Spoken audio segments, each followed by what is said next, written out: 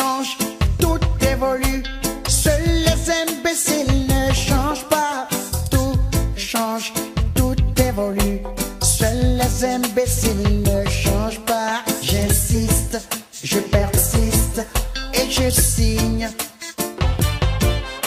Les ennemis de l'Afrique, ce sont les Africains.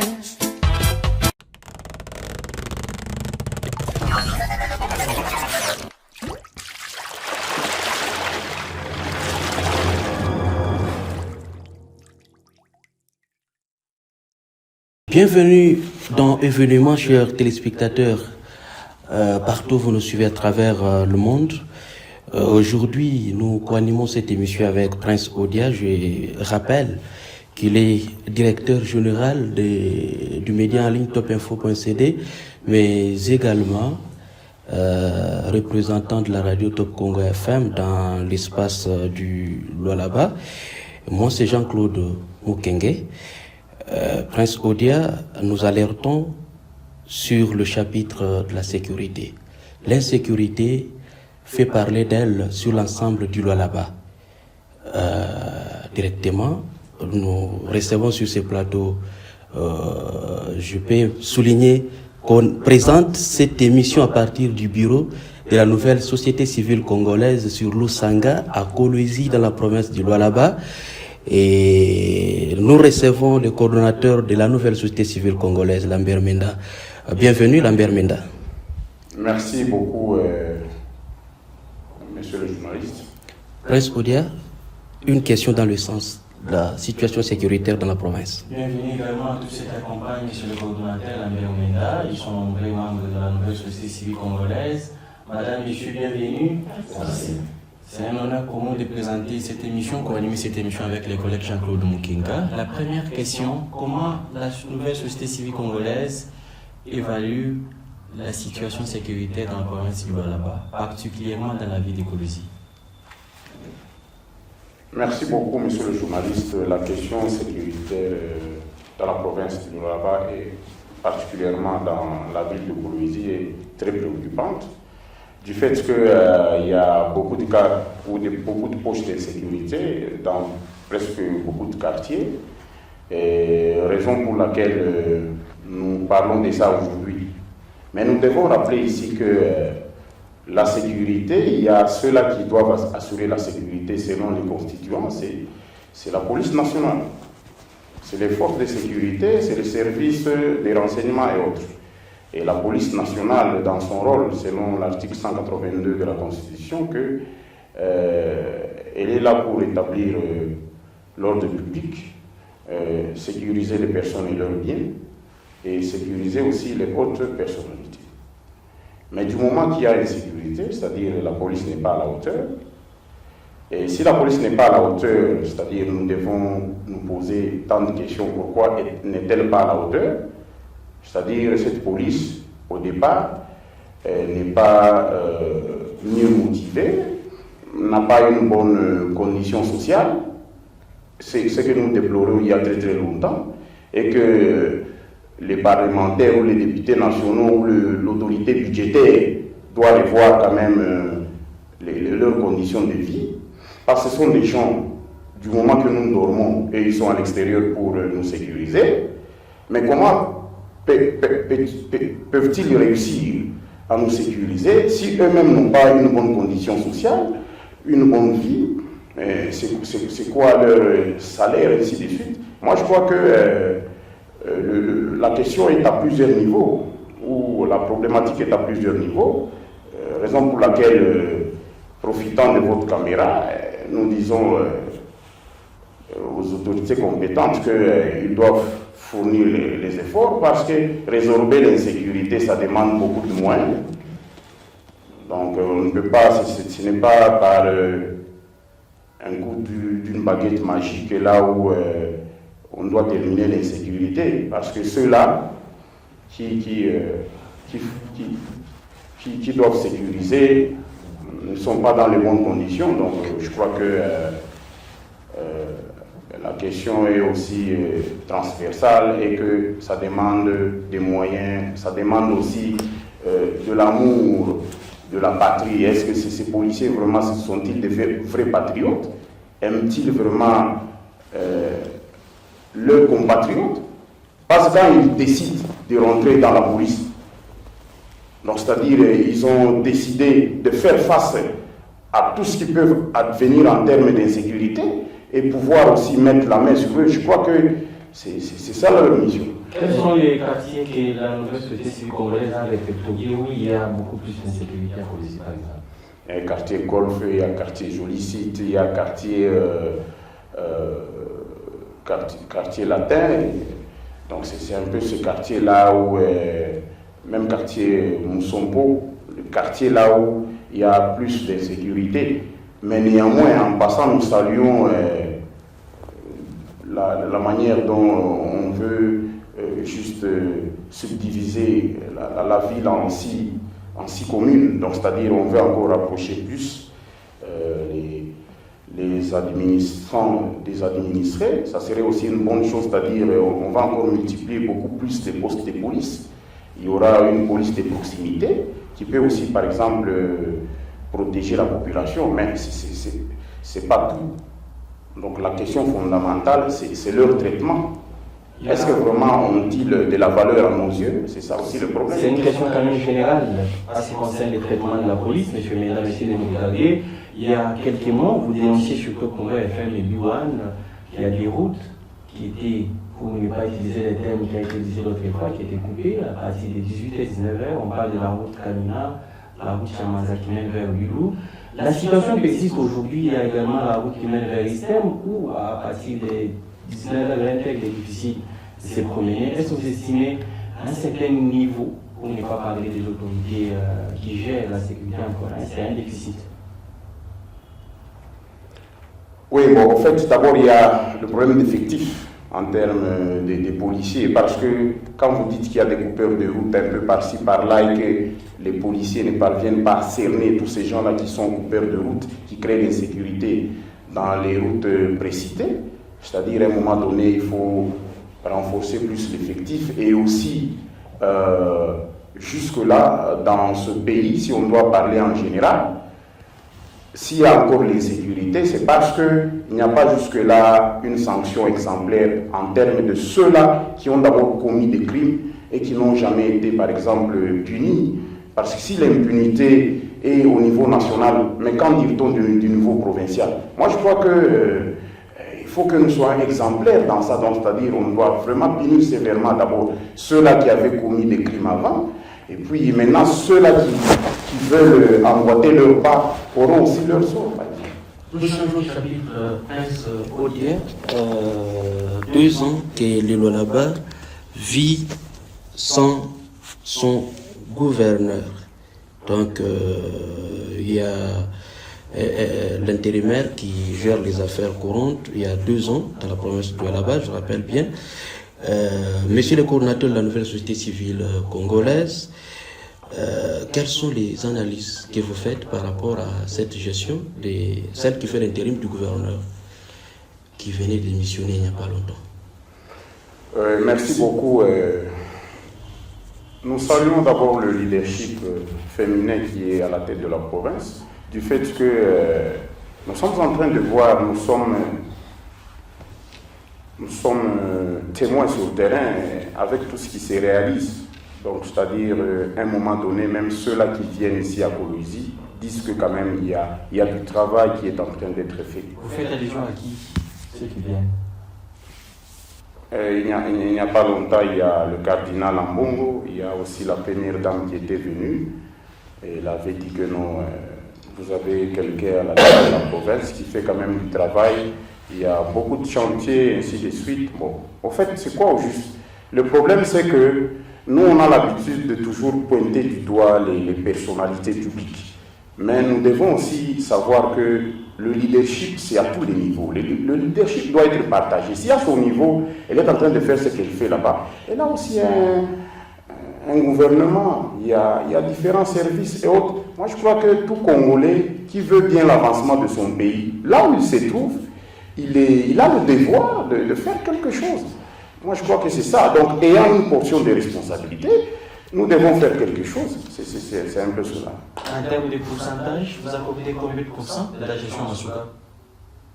Bon, en termes de pourcentage, au fait, je peux facilement lui accorder 60%, c'est-à-dire elle a dépassé la barre de la moitié, c'est-à-dire elle fait quand même du travail, mais toute œuvre humaine n'est pas parfaite.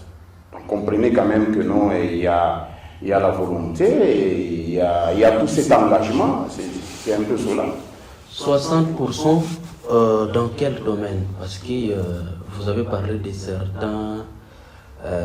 certains projets. Vous situez ces 60% dans quel domaine? Je vois tout ce qu'on construit en termes de bâtiments, par exemple. Je vois les bâtiments qui peuvent loger différents services. Nous voyons qu'il y a vraiment un engagement. Donc il y a vraiment de la détermination à offrir à l'État congolais des bâtiments de taille qui montent en hauteur. Parce qu'avant on voyait seulement c'est pour une personne, c'est pour un Indien. Mais cette fois-ci quand même on voit que tel bâtiment c'est pour l'État congolais, tel bâtiment c'est pour tel service toujours pour l'État. Là aussi c'est salutaire. Lequel par exemple? Oui, je vois là le bâtiment là d'Herlou, je vois encore l'aérogare de Kolwezi. Je suis en train de voir dans l'enceinte de l'hôpital Mwangeji, il y a aussi des bâtiments qui montent en hauteur, donc pour ne citer que cela. Donc je crois que... Madame, vous voulez compléter la liste des échangeurs et... Il y a le bureau aussi des titres. Immobilier, vous mettez tout ça sur les dos des gens de la gouverneure, mais en Sando également, on cite quoi? À Kapanga, le Bouti, à Kafankomba aussi. Je disais, le leadership doit être partagé. Donc nous, on veut faire de celle qui dirige, qu'elle soit omniprésente ou omnisciente, non. C'est-à-dire, à tous les niveaux, comme je le disais, celui qui a la parcelle de responsabilité, partout, dans les territoires, dans les secteurs, partout, il y a de quoi présenter des besoins. Si le fonds proviendront de la province pour faire quelque chose à Kafankumba, mais que celui qui est à Kafankumba qui dirige, mais qu'il présente les besoins. Si c'est lui qui est à Kapanga, c'est laté, il faut qu'on fasse des bâtiments ou qu'on construise l'université et autres, mais qu'il pose seulement des problèmes, parce que, comme je le disais, le leadership c'est partout. On ne peut pas seulement attendre d'une seule personne. Là, c'est la mauvaise habitude que nous devons extirper de nos têtes. C'est-à-dire, le leadership, c'est à tous les niveaux. Le leadership est partagé. C'est-à-dire, si vous manifestez que vous avez un projet, et le projet là est bancable, mais présentez le projet, le gouvernement peut financer. Si vous êtes, comme je vois, je prends l'exemple seulement de la commune de Dila, c'est une entité territoriale décentralisée. C'est-à-dire, c'est lui qui était là avant, il a construit la cité, c'est comment là, cité de la commune ou cette histoire-là. C'est-à-dire, c'est un besoin qui s'est manifesté, il a mis les moyens, il a construit. C'est-à-dire, il ne dépendait pas de la province, mais il l'a fait à son niveau. Entité territoriale décentralisée. Monsieur les coordonnateurs, vous avez parlé des chantiers. Est-ce que les travaux évoluent? Bon, oui, il y a des chantiers là où les travaux évoluent, mais il y a d'autres là où nous déplorons. Hier, on a vu un Albert Menda, coordonnateur de la nouvelle société civile congolaise, trop critique avec la gestion Masuka. Lorsque j'avais, avant qu'il ait démission, on l'a vu à côté de ses collègues de la société civile, à Kinshasa, même à Kolwezi. Aujourd'hui, on sent que le discours a changé. Qu'est-ce qui a piqué Menda? Qu'est-ce que vous avez constaté qui a pu vous ramener, on dirait, vous rapprocher de la gouvernance? Qu'est-ce qui a concrètement piqué Albert Menda? En fait, dans un passé plus proche ou dans un passé récent, si j'étais trop dur, c'est une façon d'amener celle qui gérait la province à être un peu plus responsable, c'est-à-dire à assumer ses responsabilités, parce qu'on ne peut pas conduire une province en faisant des histoires du genre comme si on n'a pas ses responsabilités. On l'a poussé à faire mieux, mais des critiques qui venait de notre part a fait en sorte qu'elle aussi a pris des stratégies. Raison pour laquelle nous sommes en train de saluer ça aujourd'hui. Mais il n'y a pas que ça. Parce que la Constitution est très claire. La Constitution nous demande, nous, de travailler en collaboration avec les pouvoirs publics. Est-ce que sommes-nous des politiciens? Est-ce que sommes-nous un parti d'opposition? Nous ne sommes que les collaborateurs selon l'article 37 de la Constitution. Nous sommes rentrés en nous-mêmes pour dire que non. Est-ce que nous devons seulement être là à être trop critiques? Non. Moi, je crois qu'il faut une approche. C'est de cette approche-là que nous sommes en train même de pouvoir aussi leur proposer, leur donner des propositions, parce qu'on ne peut jamais critiquer sans proposer. Raison pour laquelle aujourd'hui, nous sommes en train de travailler en collaboration avec le gouvernement provincial, et puis nous sommes en train de voir sur le terrain que les histoires, quand même, ça marche. Ouais. Le gouverneur Prince Audier, le gouverneur Richard Mouyej a démissionné il y a quelques semaines, pour ne pas donner la précision. Monsieur Lambert Menda, attendez-vous une question dans ce sens? Alors, c'est depuis le 10 janvier qu'il a déposé sa démission. Plus de 3 mois après, pas d'élection là-bas. Comment est-ce que la nouvelle société civile congolaise que vous représentez à côté de vos collègues ici peut réagir à ce qu'une autre frange de la société civile là-bas estime comme, on dirait, une république dans une autre république là-bas? Oui, merci. Au fait, nous savons qu'il y a eu cette démission et que dans les jours qui suivaient, on pouvait déjà saisir la CENI, c'est-à-dire le ministre de l'Intérieur, le VPM de l'Intérieur pouvait saisir la CENI pour qu'on puisse organiser les élections dans la province du Lualaba. Mais quelque chose qui n'a pas été fait. Oui. On avait seulement parlé dans ce sens que non, est-ce que c'est quoi cette exception? Mais comprenez que dans la règle générale, il y a toujours des exceptions. Je crois que bon, nous sommes en train d'assister à cette exception dans cette province. C'est-à-dire, il n'y a pas eu les élections, mais quand même, il y a l'intérimaire qui est là.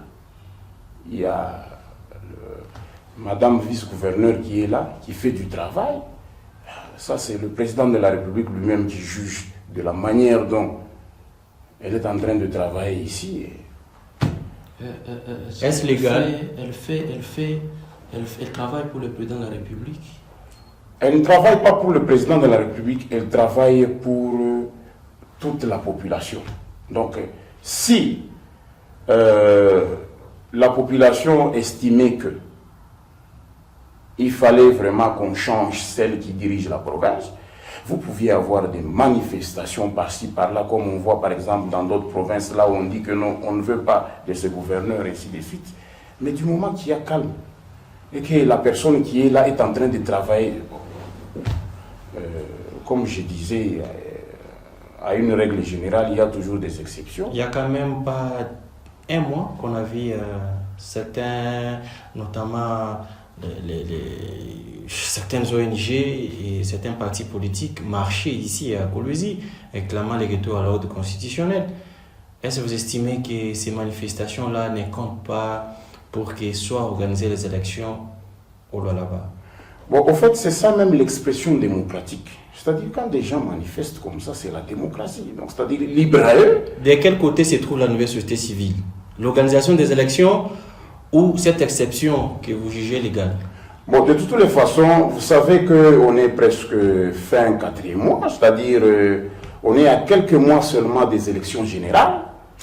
Mais nous estimons à notre niveau que non. Bon, comment est-ce qu'on peut chambouler les histoires où, au moment où il n'y a pas... Les histoires, quand même, ça évolue. Nous sommes en train de voir qu'il y a du travail sur le terrain, ainsi de suite. Est-ce qu'il fallait vraiment qu'on procède au changement de ceux qui sont là? Et moi, je crois que si ce n'est pas le cas, bon, nous sommes en train d'assister à cela. Vous êtes habitué à parler des articles de la Constitution sur votre table. Il y a la Constitution, il y a un peu beaucoup de livres. Là, vous vous basez sur quel article de la Constitution?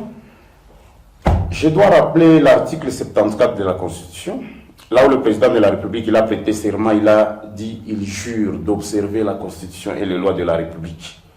C'est-à-dire, nous lui rappelons que non,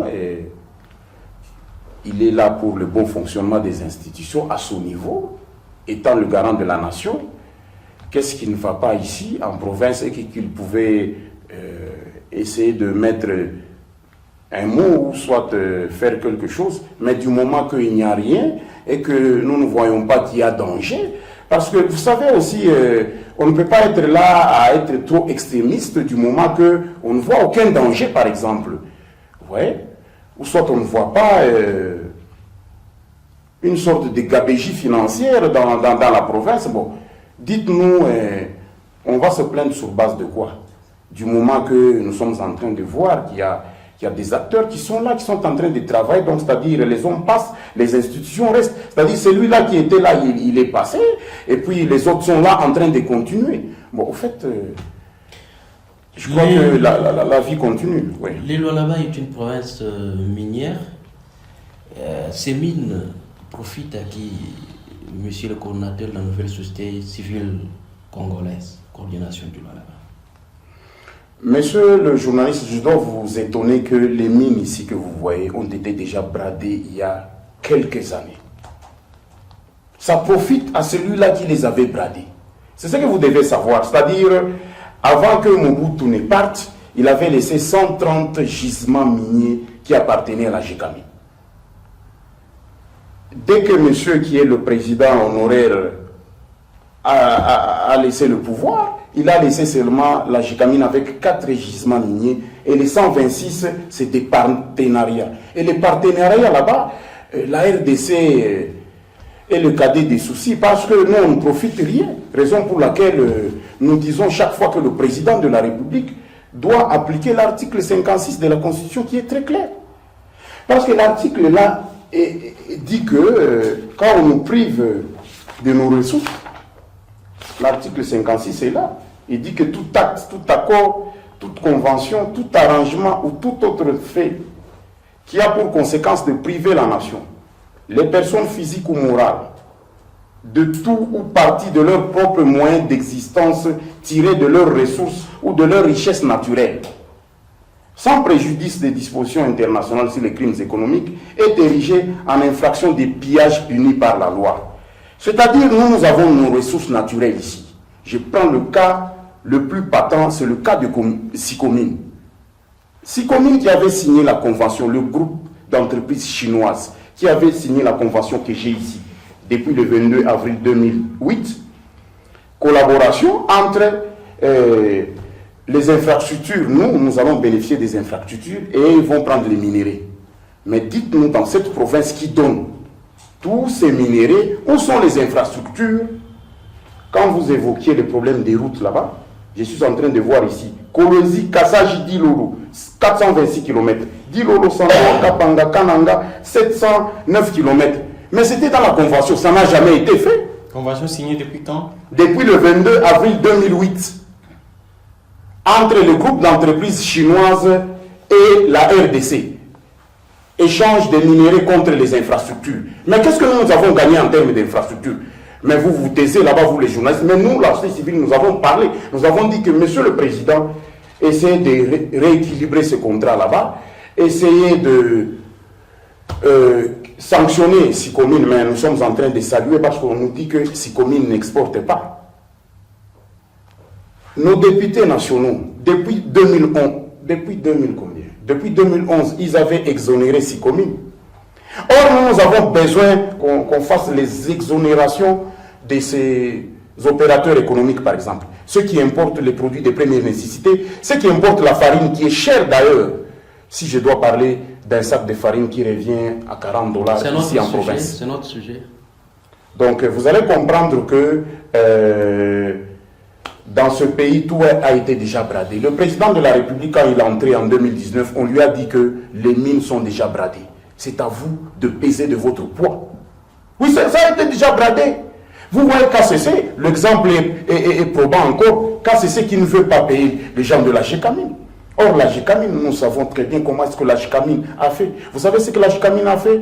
La GICAMINE a construit la ville de Kolwezi. La GICAMINE a construit la ville de Likasi. La GICAMINE a construit la ville de Lubumbashi. Bon, dites-nous, depuis que ces miniers sont là, ces opérateurs miniers, depuis qu'ils avaient signé, qu'ils ont fait partenariat avec la RDC, quelles sont les villes qu'ils ont construites? Quels sont les hôpitaux qu'ils ont construits? Quelles sont les écoles qu'ils ont construites? Quels sont les centres récréatifs qu'ils ont construits? Raison pour laquelle aujourd'hui nos enfants n'ont pas même où jouer. Les enfants sont seulement devant le petit écran. Vous n'avez pas parlé des Comus, TFM, Kamoa et d'autres. C'est-à-dire, si je faisais allusion à la SICOMINE, c'est par rapport à la convention que j'ai ici. Mais il y a aussi notamment TFM, là où la GICAMINE réclamait des milliards de dollars. Pourquoi est-ce que la GICAMINE avait refusé que TFM exporte les minéraux? Mais il y a maintenant des congestions, c'est-à-dire ils viennent de s'entendre. Mais on nous dit que la GICAMINE réclamait des milliards de dollars. Il y a Kamoa, il y a Comus, toutes ces entreprises minières, c'était des contrats signés, juste des contrats léonins. Parce que sinon on pouvait gagner, je vous dis par exemple, ici dans le Lualaba, on pouvait avoir l'Allemagne d'Afrique. Oui. Monsieur le coordinateur, la dernière question sur ce chapitre. C'est quoi votre réaction par rapport à ceux qui se disent que le minerai du Lualaba profite à la famille de Fifi Masuka Saini, gouverneur intérimaire, et en complicité avec le président de la République, je cite bien Félix Antoine Tshisekedi Tshilombo? Je vais vous étonner que ce sont des accusations gratuites, du fait que tout était déjà bradé à l'avance. C'est-à-dire, si on doit accuser le président actuel, c'est des miettes. Oui, je vous dis, ce sont des miettes. Parce que tout a été déjà bradé. Comment est-ce que la GICAMINE fonctionne à peine? La GICAMINE est restée un géant nain. Or, la GICAMINE était un géant minier. Vous voyez? Moi, je suis un produit de la GICAMINE. Est-ce que vous comprenez? Donc, c'est-à-dire, aujourd'hui, on a émietté la GICAMINE pour donner à ces opérateurs miniers qui sont les expatriés. Et puis, nous, les Congolais, nous bénéficions de rien. Raison pour laquelle nous profitons de votre caméra pour rappeler au président de la République que l'article 56 est très clair. L'article 56, nous voulons sa matérialisation. Parce que quelque part dans l'article 58, on dit que tous les Congolais ont le droit de jouir des richesses nationales. L'État a le devoir de les redistribuer équitablement et de garantir le droit au développement. Voilà maintenant aujourd'hui, c'est quoi la garantie du droit au développement? Si il y a une classe de riches et une classe de pauvres, et au milieu il n'y a rien, il n'y a pas de classe moyenne. C'est parce qu'on a priorisé ces expatriés qui sont en train de faire souffrir nos compatriotes. Chaque jour, nous dénonçons cela. Et la preuve, le vieux papa plutôt, les vieilles personnes sont en train de passer leur nuit dans la véranda des KCC sur l'avenue ici de Lusanga. Faudra-t-il faire partir les expatriés, M. Lambert Menda? Négatif, je n'ai pas dit qu'on fasse partir les expatriés. Au fait, qu'on puisse rééquilibrer les contrats. Vous voyez, tout ce qui avait été signé, qu'on puisse quand même rééquilibrer. C'est-à-dire, ils ont déjà assez exporté nos minéraux. Qu'est-ce que nous avons en retour? C'est de ça qu'il s'agit. C'est-à-dire, à un moment donné, on doit s'arrêter pour évaluer combien de tonnes sont exportées et combien qu'est-ce qu'on a en retour. Je disais tantôt que la GICAMINE qui exportait les minéraux, nous avons des monuments. La ville de Likasi, la ville de Kolwezi et la ville de Lubumbashi. Maintenant, les autres ici, Kamoa, KFM, KCC, tous ces gens là-bas, c'est quoi les monuments? Qu'est-ce qu'ils nous laissent eux? C'est tout ça le problème. Délocalisation. Oui. Parce que la dame a parlé de cela. C'est quoi la procédure selon le code minier et certaines lois minières? Qu'est-ce qu'il faudra-t-il faire pour délocaliser la population d'un site, ou que veut dire délocaliser la population vers un quartier, du quartier vers un autre site pour intérêt personnel, je parle des sociétés minières qui sont ici ou là-bas. Oui, il y a l'article 281 du Code minier qui dit qu'en cas de déplacement des populations, l'opérateur minier est tenu préalablement de procéder à l'indemnisation, à la compensation et à la réinstallation des populations concernées. C'est-à-dire quoi? C'est-à-dire lorsqu'on remarque qu'il y a proximité entre les activités minières industrielles et la population. C'est-à-dire il y a cette proximité, d'où il faut qu'on applique l'article 281 que je venais de dire, c'est-à-dire il faut indemniser, compenser et réinstaller. Est-ce que c'est ce qui s'est fait? Je crois les premiers délocalisés ou les premiers réinstallés, c'est Samkinda là-bas. Ça, c'est une esquisse. Mais ça n'a pas continué. C'est tout ça le problème. Parce qu'il fallait déjà en amont repenser. La délocalisation ne date pas d'aujourd'hui. Ça a commencé il y a de cela 8 à 9 ans comme ça. Est-ce qu'on avait réinstallé les populations? On se contentait de faire ce qu'ils avaient fait au niveau de Samkinda là-bas, des petites maisons là. Et puis après, on remet de l'argent à la population. Mais le code minier est très clair. Parce que quand vous mettez une croix sur une cité quelconque, qui est sur un site, qui repose sur un gisement minier, mais cette cité-là, si vous cassez ça, vous reproduisez ça où? C'est ça le problème. Le code minier est très clair. Réinstallation, c'est-à-dire, faites ça ailleurs. Et mais ils n'avaient pas fait. Mais aujourd'hui, nous encourageons ceux qui sont là, c'est-à-dire respecter l'annexe 18 du code minier, la directive relative à la délocalisation, indemnisation, compensation, déplacement et la réinstallation des communautés affectées par les projets miniers. C'est ce qu'il faut faire. Mais maintenant, qui acceptera d'être réinstallé, par exemple, du côté des Mangamanga? Parce que partout ici, c'est toujours des gens. Or, quand la délocalisation avait commencé, un peu du côté Golfe, là, c'était encore la bourse.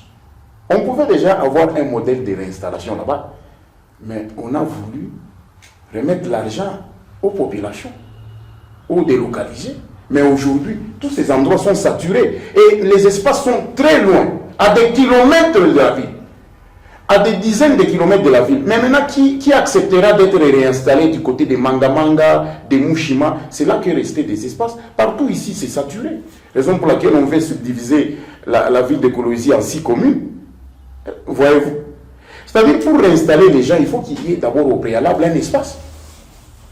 Est-ce que les espaces sont-ils encore là? Est-ce que les gens accepteront d'être réinstallés un peu plus loin par rapport à la ville? C'est ça aussi là le problème. Raison pour laquelle nous parlions de plan local d'aménagement. En passant, nous saluons la présence du ministre national de l'aménagement du territoire. Il est venu spécialement pour ça. Et dès demain déjà, nous rentrerons en renforcement des capacités par rapport à l'aménagement du territoire. Donc c'est vraiment très bien. Donc la délocalisation doit être effectuée selon les règles de l'art. Mais cette fois-ci, comme nous sommes là, et je crois qu'il y a moins de plaintes. C'est-à-dire, sur les 100% des délocalisés, il y a seulement 2% qui veulent être réinstallés. Et les autres réclament l'argent. C'est parce que... Depuis que vous êtes là, vous, oui. Qu'est-ce que vous faites dans cette commission de localisation?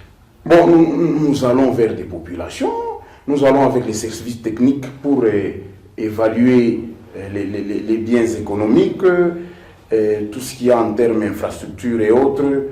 Les services techniques font des calculs, mais les contestations sont négligeables parce que beaucoup de gens préfèrent l'argent que la réinstallation. Vous voyez?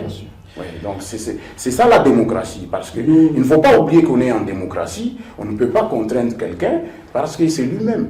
Nous sommes en train de chuter avec notre émission. Prince Odia, sécurité, situation alimentaire dans les lois là-bas. Ça devient un peu récurrent. À tout moment, 2 mois après, 3 mois après, on parle de ces denrées alimentaires de première nécessité, la farine, qui est toujours en hausse. Monsieur Lambert Menda, quelles sont les propositions concrètes que vous avez en tant que société civile à proposer au gouvernement provincial, mais également national. Dans quelques mots, parce que nous courons derrière l'État. Oui, la nouvelle société civile congolaise coordination provinciale de Lualaba demande au gouvernement central, demande aux députés nationaux d'exonérer, comme il avait fait pour 6 communes en 2011, d'exonérer tous les opérateurs économiques, tous les importateurs de farines, des produits de première nécessité, parce qu'il y a flambé des prix sur le marché.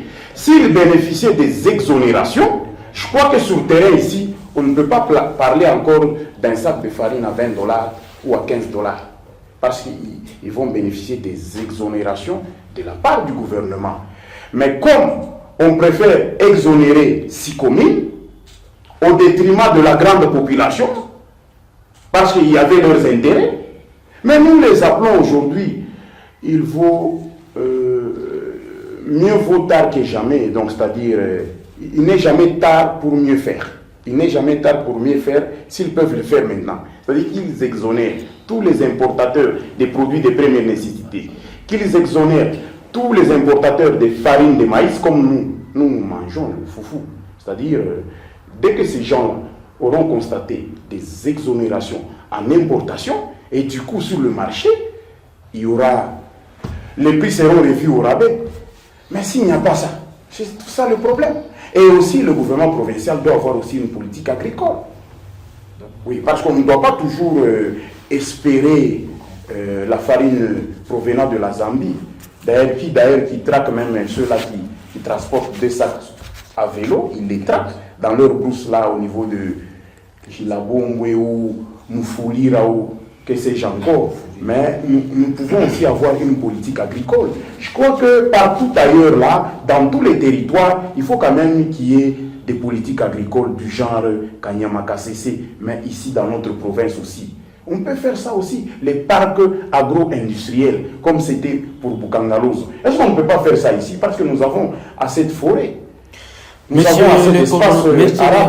le coordinateur, nous ne voulons pas entrer dans le contenu par rapport à cette question, parce que je me rappelle qu'il y avait le territoire des Sando qu'on avait pris à l'époque du gouverneur Mouyège comme un territoire purement agricole, à vocation pastorale, mais on ne sait pas ce qui se passe. Je donne la parole à Prince Odia parce que nous sommes presque à la fin. Merci, cher collègue Jean-Claude Mukenga. Merci à tous ceux qui ont participé à l'émission. Mais avant, peut-être que je puisse vous retourner la parole. J'avais une question de curiosité. Cette question me vient de beaucoup de gens qui sont passés par l'avenue Lusanga, qui ont vu qu'il y a les nouveaux sièges de la nouvelle société civile congolaise. Les gens se posent des questions. Joli bâtiment, joli bureau. Qui a financé ces nouvelles installations de la nouvelle société civile congolaise? Parce que vous ne produisez pas quand même l'argent, M. le Menda. Merci beaucoup. Dois-je rappeler à tous nos compatriotes que la Constitution est très claire. C'est-à-dire le législateur a prévu que, dans l'article 37, que les pouvoirs publics collaborent avec les associations qui contribuent au développement social, économique, intellectuel, moral et spirituel des populations et à l'éducation des citoyennes et des citoyens. Et l'autre alinéa nous dit ceci: cette collaboration peut revêtir la forme d'une subvention. C'est-à-dire, nous, tels que nous sommes là, nous sommes des éducateurs. Nous donnons de la morale à la population. Nous sommes des encadreurs. Nous sommes tout ce que... Donc, c'est-à-dire, nous sommes au chevet de la population. Alors, mais maintenant, en retour, le législateur a prévu que quand nous collaborons avec les pouvoirs publics, cette collaboration peut revêtir la forme d'une subvention. Raison pour laquelle le gouvernement nous demande maintenant, nous, c'est quoi vos besoins? Nous disons que nous avons besoin d'un bâtiment à la hauteur, par exemple, de notre tâche ou de nos attributions. Parce que nous sommes ici, c'est la nouvelle société civile congolaise, c'est une plateforme, c'est pas une ONG. C'est-à-dire nous traitons de tous les problèmes, de toutes les thématiques. Voyez-vous? Raison pour laquelle Si vous venez un autre jour, vous verrez qu'il y a le team leader environnement, il y a le team leader mine, il y a le team leader droits humains, sécurité, éducation, santé, ainsi de suite. C'est pour seulement vous dire que on travaille en collaboration avec le gouvernement. Comme le gouvernement a des moyens, mais maintenant, son collaborateur, c'est nous autres. Dites-nous, qu'est-ce qu'on doit être? On doit être des clochards? On doit être des gens à peine qui réunissent les deux bouts du monde?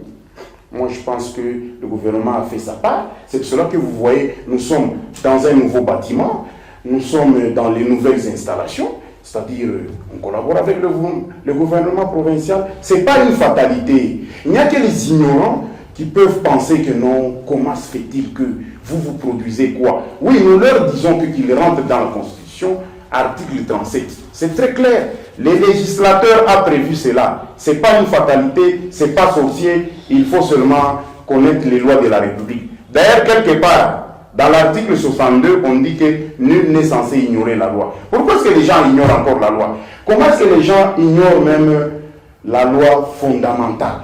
Merci. C'est moi qui vous remercie, monsieur le journaliste. C'était un plaisir de vous accueillir dans nos installations. Nous sommes à la fin de cette émission, chers téléspectateurs. Merci de nous avoir suivis. Je rappelle qu'on recevait Lambert Menda, coordonnateur de la nouvelle société civile congolaise, une émission, événement que nous avons animé avec Prince Odia, directeur général. C'est bien également d'ajouter Timothée. Oui, Timothée, Prince Odia. DG du média en ligne topinfo.cd et représentant de la radio Top Congo FM, Timothée, merci de m'avoir aussi accompagné. Merci beaucoup, chers collègues. DG du média Planète Média, Planète Média, vous comprenez. Merci également à PNMLS qui nous a réalisé. Merci à tous ceux qui ont accompagné les coordonnateurs de la société civile, Madame Luca, Maître Axel et tous les autres. C'est une grande équipe, hein. Aujourd'hui ce n'est qu'une représentation. Nous avons voulu poser ces questions parce que ça faisait débat, ça fait débat au Lualaba à Coluzi. Et merci. Je profite de l'occasion pour annoncer à la population du Lualaba que nous avions été en contact avec les présidents de l'Assemblée provinciale. C'est pourquoi on n'a pas attaqué le chapitre qu'on avait déjà prévu concernant le travail des élus provinciaux. Donc, nous aurons une émission élaborée avec les présidents de l'Assemblée. On va balayer toutes les questions qui concernent les élus, mais également, comme c'est une première institution, les questions que la population se pose par rapport au silence de l'Assemblée provinciale. Jusqu'à présent, pendant que le gouverneur Richard Mouyej a démissionné et que la vice-gouverneur gère la province, toutes ces questions, vous aurez des précisions et lumières dans nos prochaines interventions. Merci d'avoir été avec nous. Tout change, tout évolue. Seuls les imbéciles ne changent pas. Tout change, tout évolue. Seuls les imbéciles ne changent pas. J'insiste, je persiste et je signe. Les ennemis de l'Afrique, ce sont les Africains. J'insiste, je persiste et je signe. Les ennemis de l'Afrique, ce sont les Africains. Les imbéciles ont décidé d'entrer dans l'histoire à reculons. Les peuples bâillonnés